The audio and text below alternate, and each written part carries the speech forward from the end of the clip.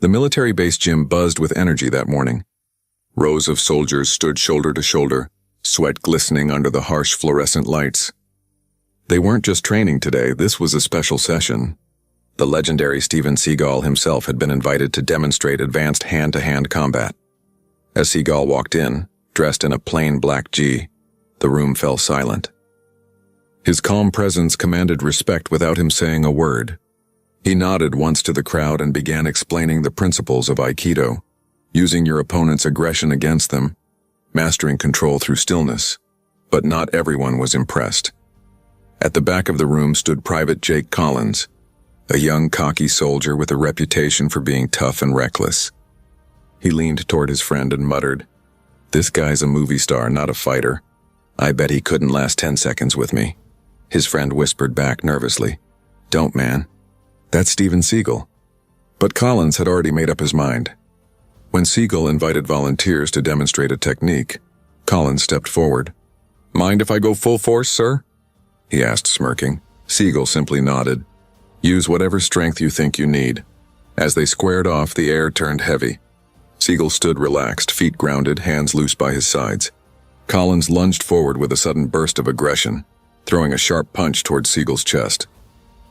But instead of stopping, he swung harder. His fist veered upward and slammed into Seagal's head. The impact echoed through the gym. Gasps filled the air. Seagal stumbled half a step, rubbing his jaw calmly. Every soldier froze. Collins backed away slightly, unsure if he'd gone too far, but the smirk on his face returned. The room was dead silent.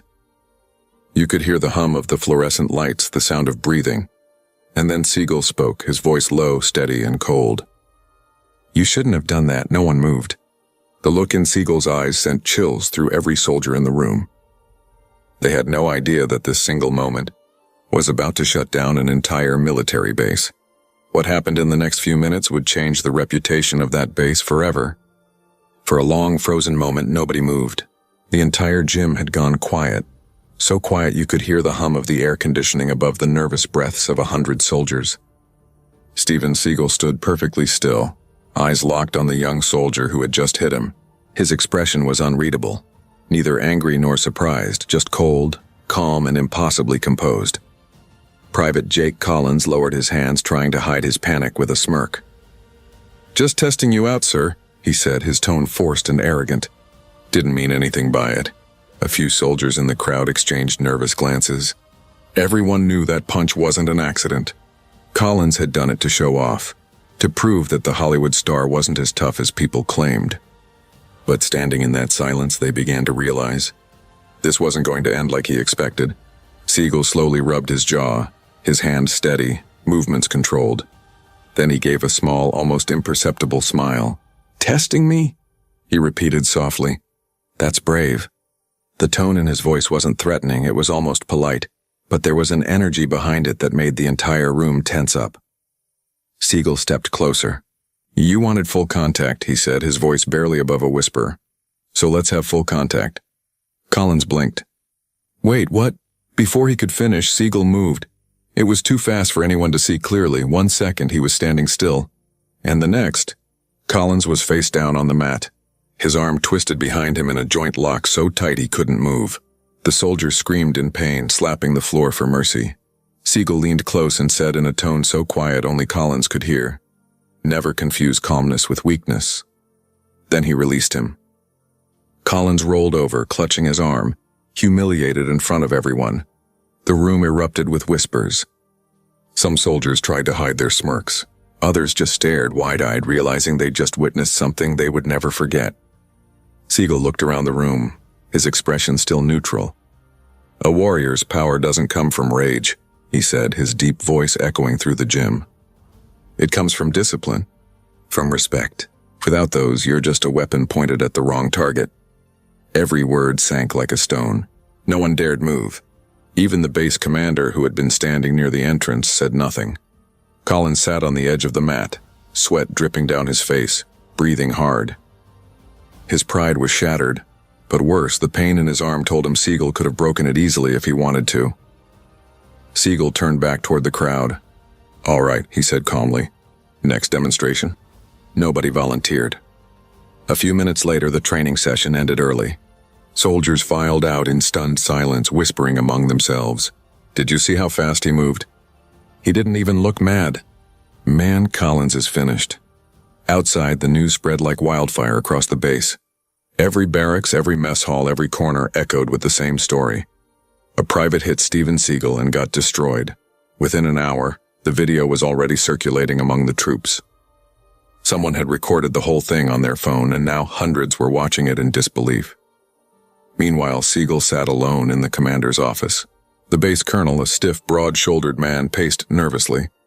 Mr. Seagal, I assure you this behavior is not tolerated here. That soldier will be disciplined immediately. Seagal raised a hand calmly. No need, I'm not here to ruin careers, he said. But what happened in that gym is a reflection of something much deeper. When respect fades, the entire foundation of a unit crumbles. The colonel paused, realizing Seagal wasn't angry. He was disappointed. Back in the barracks, Collins sat on his bunk, holding his sore arm. The whispers around him felt louder than gunfire. Some soldiers avoided him entirely. Others muttered under their breath. He'd humiliated not just himself, but the entire unit. His friend tried to break the silence. Man, you really messed up this time. Collins didn't answer. His pride was gone. Deep down, he knew this wasn't over. That night, the base command received an encrypted call from higher authorities. What happened had reached top-level channels, faster than anyone expected. A civilian assaulting a federal deputy and martial arts instructor under military contract wasn't just an embarrassment. It was a breach of discipline at the national level. By midnight, 3 black SUVs were already en route to the base. The atmosphere shifted from nervous gossip to full-blown panic.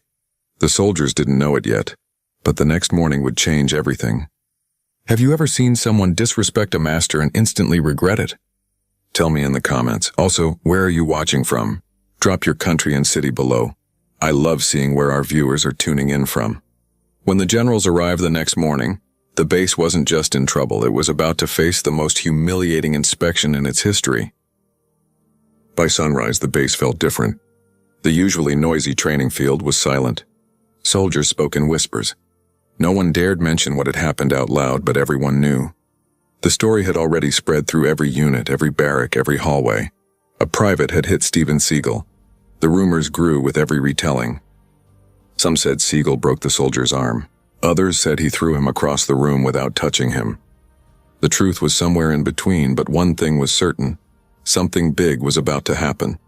At exactly 0900 hours, the sound of engines echoed through the base gates. 3 black SUVs rolled in, followed by a military convoy. Soldiers on guard snapped to attention. Inside the vehicles sat 3 high-ranking generals. Men whose presence usually meant something serious had gone wrong. Words spread like wildfire. The brass is here. The base commander, Colonel Briggs, was waiting outside the admin building when the SUV stopped. The doors opened and out stepped General Lawson, General Carter, and General Reeves, each one known for zero tolerance when it came to discipline failures. "Morning, Colonel," Lawson said curtly. "We're here because of an incident involving a civilian contractor." Briggs swallowed hard. "Yes, sir. The situation is under review." "Good," Carter replied coldly, "because from where we're standing it looks like a complete breakdown of command." Behind them, Seagal emerged from the building, dressed in his black coat, calm as ever. The generals turned to him with respect. "Mr. Seagal," Lawson said, nodding. "Thank you for cooperating. We'll take it from here." Seagal nodded slightly. "Discipline starts at the top, gentlemen. I'm just sorry it had to come to this." Inside the briefing room, tension filled the air. The generals, Colonel Briggs, and a few senior officers sat around a long table. A video played on the screen, the security footage from the gym. They watched the moment frame by frame. The punch. The silence. Seagal's lightning-fast counter. The soldier hitting the floor. No one spoke. Finally, General Carter paused the video and turned to Briggs. "Who authorized this man to participate in live drills without supervision?" Briggs hesitated. "He volunteered, sir. It was meant to be controlled." "Controlled?" Carter snapped. "That punch could have sparked an international scandal. You invited a respected martial arts instructor and a U.S. deputy marshal onto your base and your soldier hit him in the head? The colonel's face turned pale. Seagal, still calm, spoke up quietly. "Gentlemen, I'm not here to file complaints. I'm here to help restore balance. What I saw yesterday wasn't just a soldier losing control, it was a culture problem. Too much ego, not enough discipline." The generals nodded. Reeves scribbled something in his notebook. "You're right, Mr. Seagal, and it's going to be addressed immediately." Meanwhile, out in the courtyard, soldiers gathered in groups, whispering about what might happen. Collins sat alone on a bench near the barracks, his arm wrapped in a sling. Every time someone walked by, he could feel their eyes on him, judging, whispering, condemning. He had wanted to prove himself. Instead, he'd become the most hated man on base. A fellow soldier approached him carefully. "They're saying the generals are here because of you," he said. Collins didn't look up. "Yeah, I figured. What are they gonna do?" Collins exhaled slowly. "Whatever it is. I probably deserve it." He wasn't wrong. Inside the main hall, General Lawson ordered all personnel to report to the gym. Within minutes, hundreds of soldiers stood in formation. The same place where Collins had thrown that punch now felt like a courtroom. The generals entered first, followed by Seagal and the colonel. The atmosphere was thick with tension. Lawson's voice thundered through the hall. Yesterday, a line was crossed. A soldier, wearing this nation's uniform, assaulted a guest, a man invited to teach discipline and defense. That act wasn't just disrespect, it was disgrace. No one moved. Lawson continued. "Discipline is what separates warriors from brawlers. Respect is what separates leaders from bullies. And yesterday we saw what happens when both are lost." He gestured toward Seagal. "This man showed more restraint in 5 seconds than some of you have in your entire careers. Remember that." All eyes turned toward Seagal. He didn't speak right away. When he finally did, his voice was calm and steady. "Ego destroys warriors faster than bullets. If you can't control your emotions, your strength becomes a weapon against yourself. Every soldier here has power, but without humility, that power means nothing." You could hear a pin drop. Even Collins, standing at the back of the formation, felt every word pierce through him. Seagal's eyes scanned the crowd. "I don't seek punishment. I seek change, because a base without discipline will destroy itself from the inside." The generals exchanged looks. There was no doubt now. Something major was about to happen. If you were the general in charge, what punishment would you give the soldier who hit Steven Seagal? Would you suspend him or shut down the entire base? Comment below and share your thoughts. When the generals made their decision, no one could believe it. What they did next sent shockwaves through the entire military and ended careers overnight. The air inside the gym was thick, like the whole building was holding its breath. Every soldier stood frozen in formation, waiting for the general's next move. Outside, black SUVs idled quietly, engines humming like a low warning. The sun had barely climbed past the hangars, but the tension felt like a storm about to break. General Lawson turned away from the formation and whispered to his fellow generals. Their voices were low, but the room's silence made every word echo. Finally, Lawson faced the soldiers again. "Effective immediately," he said slowly. "This base is under review. All training operations are suspended until further notice." The words hit the room like a shockwave. Murmurs rippled through the ranks. A few soldiers exchanged nervous looks. Others lowered their heads. Suspended? That had never happened before. Colonel Briggs swallowed hard. "Sir, with all due respect, shutting down training could—" Lawson cut him off sharply. "Could what, Colonel? Make things worse than they already are?" The colonel froze. Lawson continued. "We're not just dealing with one hot-headed soldier here. We're dealing with a leadership failure. Discipline, respect, control. These are the foundations of the U.S. military. If one of your men can't recognize who's standing in front of him, then something has gone very wrong." His voice rose slightly. "You invited one of the most respected martial artists alive, a man who has trained elite forces and risked his life for others, and your soldier hit him in the head." Every eye turned toward Collins, who stood stiffly in the back, jaw tight, eyes fixed straight ahead. "Step forward," Lawson ordered. Collins hesitated, then obeyed, his boots echoing on the gym floor. He stopped just a few feet from Seagal, who stood quietly, hands folded in front of him. Lawson stared him down. "Private Collins, you're aware of the seriousness of your actions?" "Yes, sir," Collins said quietly. "What do you have to say for yourself?" For a long moment, the young soldier couldn't find the words. Finally, he looked up, voice trembling but honest. "I thought He was showing off, sir. I wanted to test him. I didn't mean for it to go that far. A murmur ran through the formation again. Seagal didn't move. Lawson exhaled slowly. Testing a guest isn't your job, Private. Learning from him is. He turned to Seagal. Mr. Seagal, I want to personally apologize on behalf of this institution.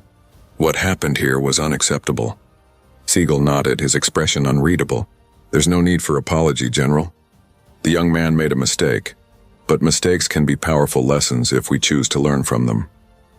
Reeves, the quietest of the three generals, finally spoke. And what lesson do you think he should learn, Mr. Seagal? Seagal looked at Collins for a long moment, then spoke softly. Strength isn't about domination. It's about control. You can't claim to be a warrior if you can't control your own anger. That's not strength, it's fear in disguise. His words sank deep. Even the most seasoned soldiers looked humbled. Then Seagal turned toward the generals. If I may, gentlemen, don't punish this soldier to destroy him. Punish him to rebuild him. Lawson nodded slowly. Understood. He turned back to Collins. Private, you are hereby suspended from active duty pending a formal disciplinary hearing. You will remain on base under supervision until further notice. Collins nodded stiffly. Yes, sir, but Lawson wasn't finished. He turned to the entire formation. And as for the rest of you, consider this a wake-up call. This base will undergo a full review. Every instructor, every training officer, every protocol, until we restore the discipline that was lost here. No drills, no combat exercises, no external visitors.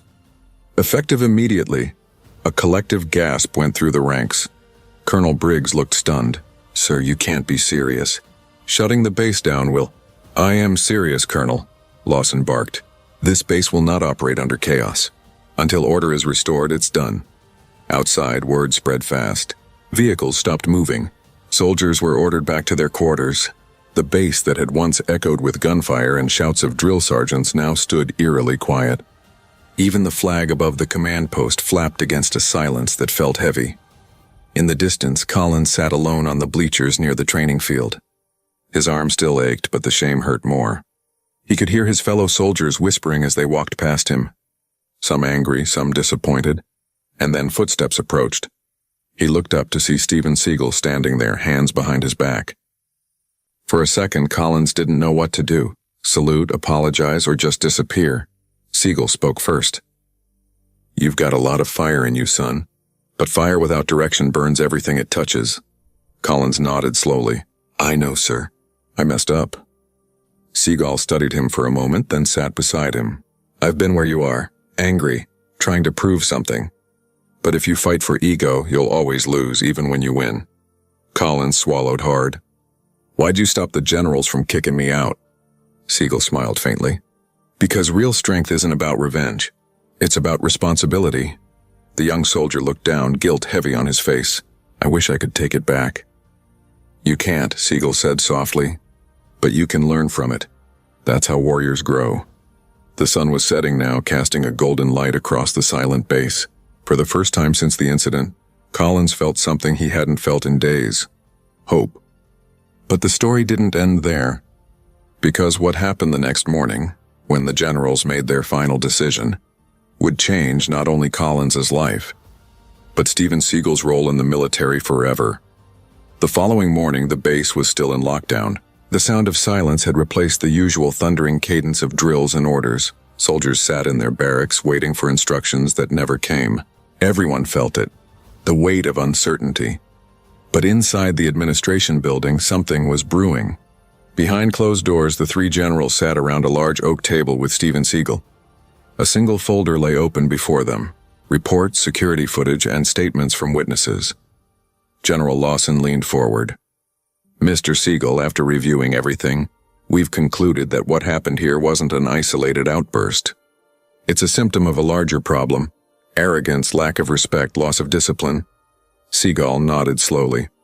Ego spreads faster than any virus. If one man loses control, others start to think it's normal. Reeves tapped his pen against the table. We need to fix this from the inside. Retrain the mindset of every soldier here. They've forgotten what honor means. Lawson looked directly at Seagal. That's exactly why we want you to take over the retraining program. The room went silent. Seagal's brow furrowed slightly. You want me to take command? Not command, Carter clarified. Guidance. We want you to design and lead a 3-week intensive program. Discipline, restraint, mental control. No drills, no live weapons, just the philosophy of balance. The kind of strength that doesn't need to prove itself. For the first time, Seagal looked genuinely surprised. I came here to teach for 1 day, not to change your system. Lawson smiled faintly. Well, sometimes 1 day is all it takes to show us what's broken. After a long pause, Seagal nodded. If I do this, I do it my way. No shortcuts. No excuses. Lawson extended his hand. Agreed. By noon, the announcement swept through the base like wildfire. All personnel will undergo retraining under Mr. Steven Seagal. Attendance is mandatory. The soldiers gathered on the parade ground, curiosity and unease mixing in the air.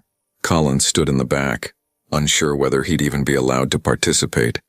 When Seagal arrived, dressed in his simple black jai, calm and focused, the chatter died instantly.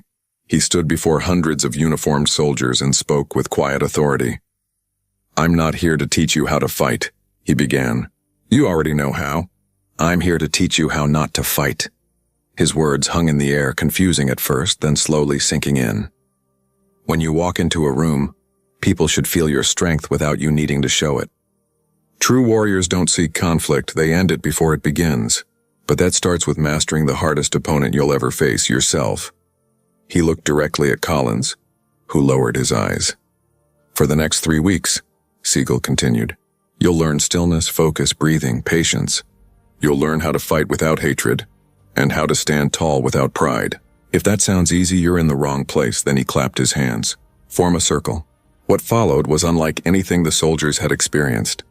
Day after day, Seagal made them stand in silence for hours, eyes closed, controlling every breath. No shouting.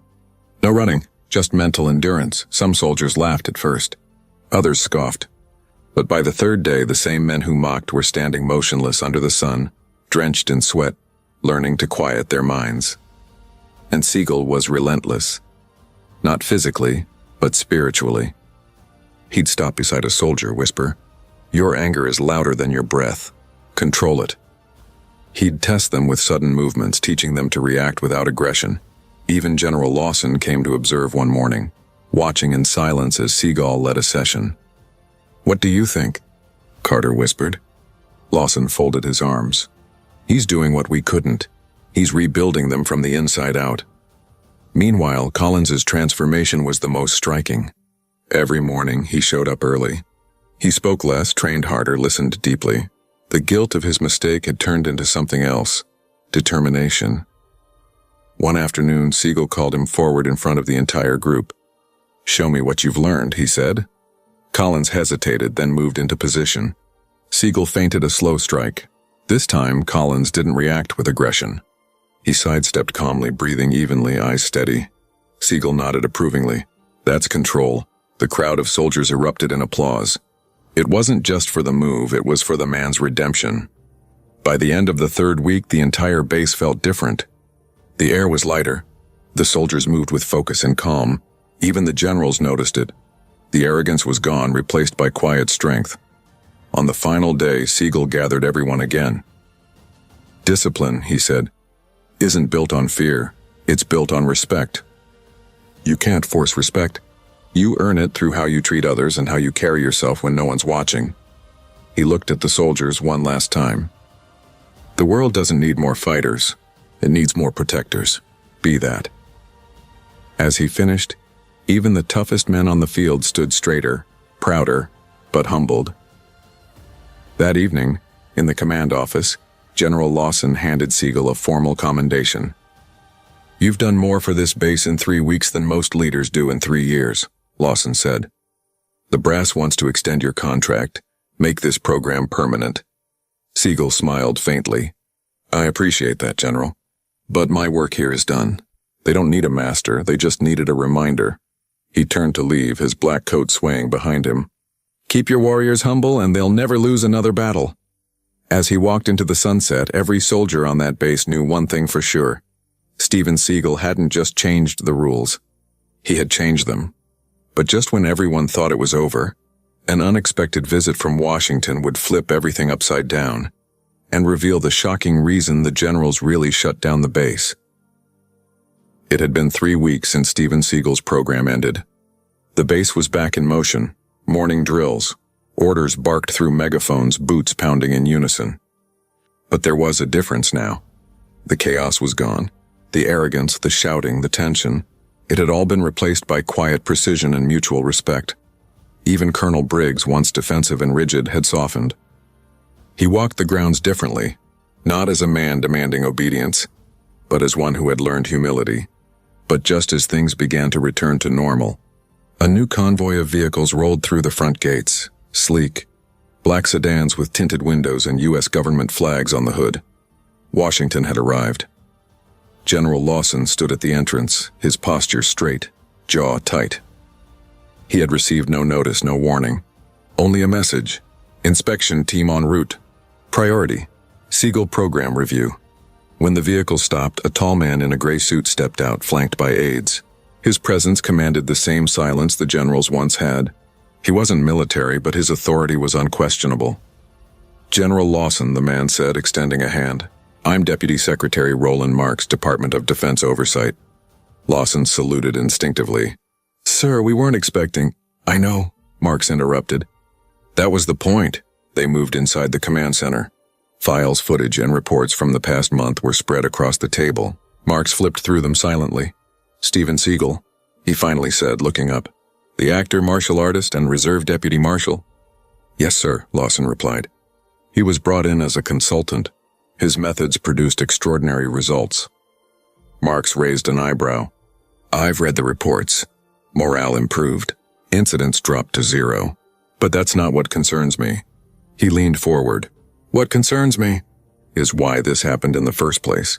Lawson hesitated. Sir? Mark's voice hardened. A U.S. soldier struck a visiting government contractor on a secure base. 3 generals personally intervened and shut down an entire facility. Do you have any idea how that looks on paper? The room went silent. Marks continued. Washington didn't approve Seagal's visit. It was authorized under a special directive, one that came directly from the Joint Chiefs. Carter frowned. The Joint Chiefs? Why would they— Marks slammed the folder shut. Because this base was under quiet evaluation. A test. The generals exchanged uneasy glances. Marks paced slowly. 3 months ago, there were reports, unofficial but concerning, about rising aggression and abuse among trainees. Washington wanted to know if leadership had lost control. So they sent in a guest instructor, a man whose presence would provoke ego, pride, and confrontation. Reeves leaned forward, voice low. You mean Steven Seagal's visit was a setup? Marks nodded. A controlled test. We wanted to see if the rumors were true, that discipline here was breaking down.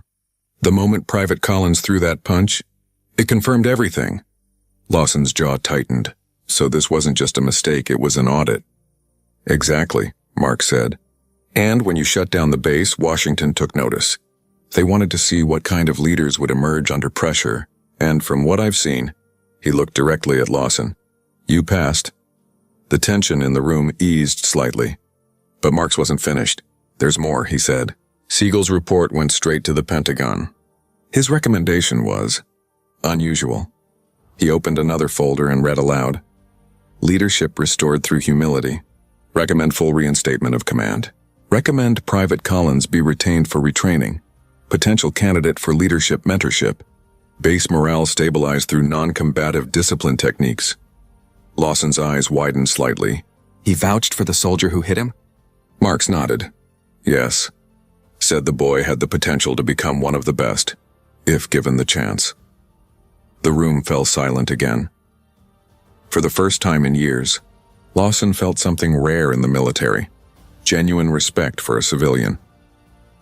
Later that afternoon, the generals gathered the entire base once more. Soldiers lined up in perfect formation under the blazing sun. Collins stood among them, uncertain of what fate awaited him. General Lawson stepped forward, holding a paper in his hand. Washington has completed their review, he began. The results are surprising. He turned to Collins. Private Collins, step forward.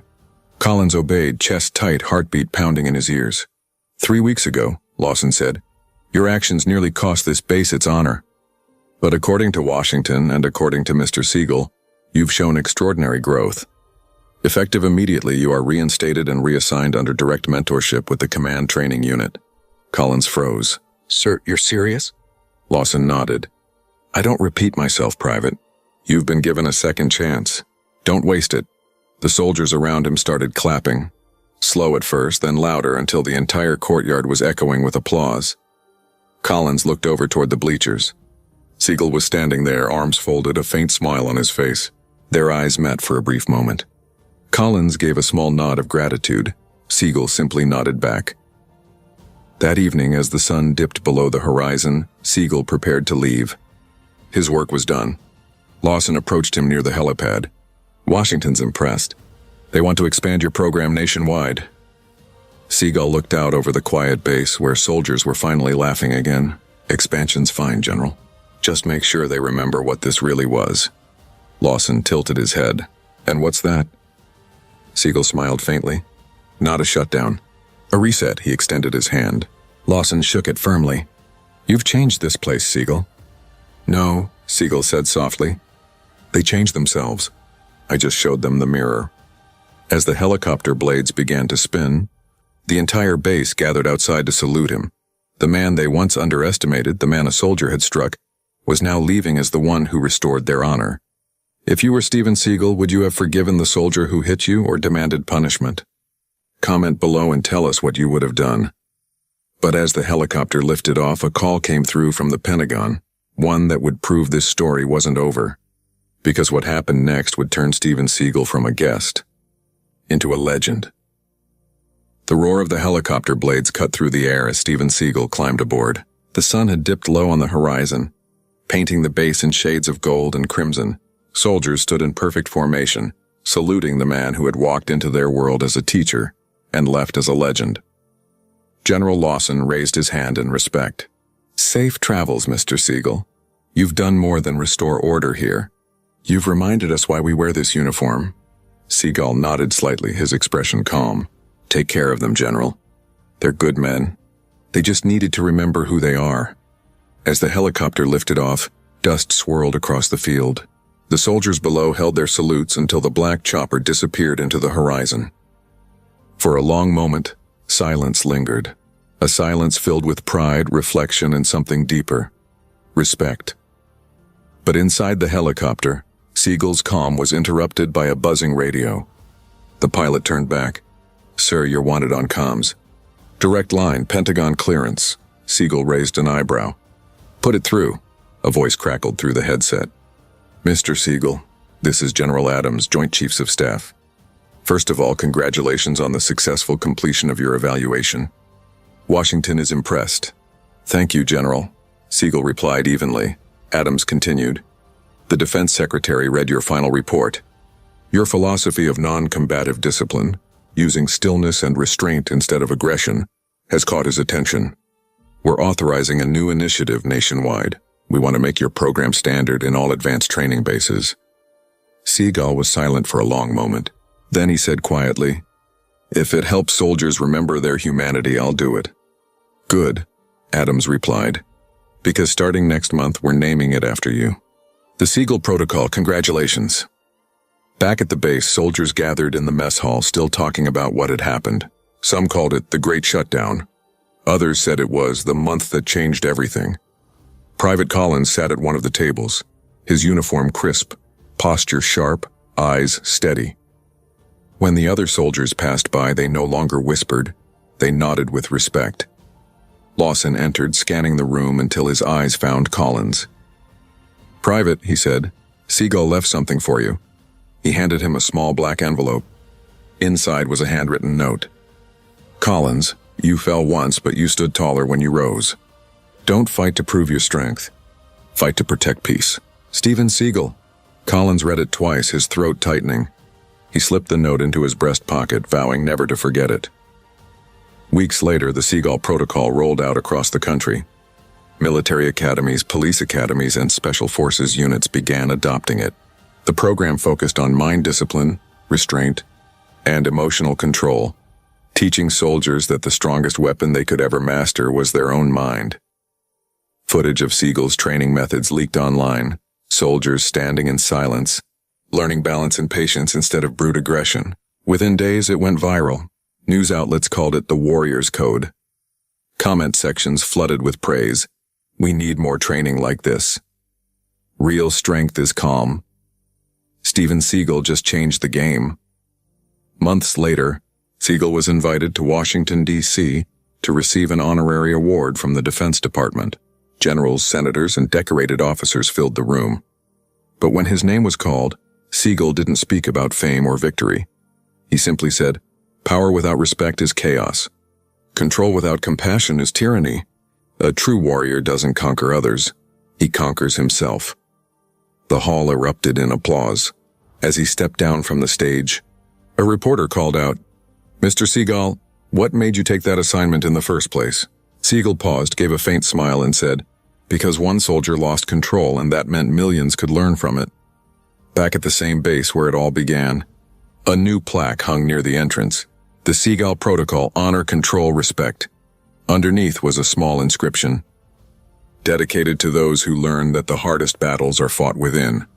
Private Collins, now promoted to sergeant, led the morning drills. His voice carried strength but never anger. Every command he gave reflected what he had learned from the man he once struck. And sometimes when the wind was quiet, the soldiers swore they could still hear Seagal's voice echoing across the field. Ego destroys warriors faster than bullets.